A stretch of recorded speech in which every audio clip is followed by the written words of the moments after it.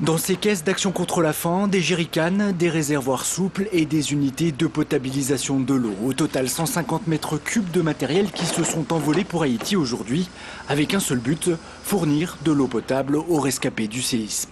Il y a du matériel de traitement de l'eau principalement, puisque l'urgence absolue dans les prochaines heures, c'est d'arriver à traiter l'eau, de disposer d'eau potable et de pouvoir traiter les eaux souillées. Il y a également des latrines d'urgence, parce que les conditions sanitaires à Port-au-Prince sont catastrophiques.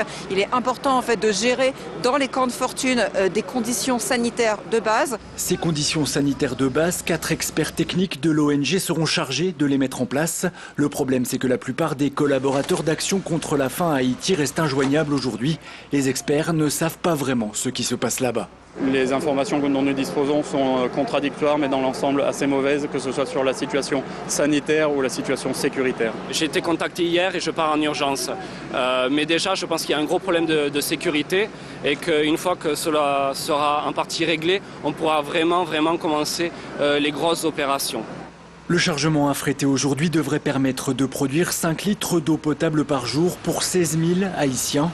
Viendra ensuite le problème de la nourriture. L'ONG a déjà affrété un autre avion pour la fin de semaine.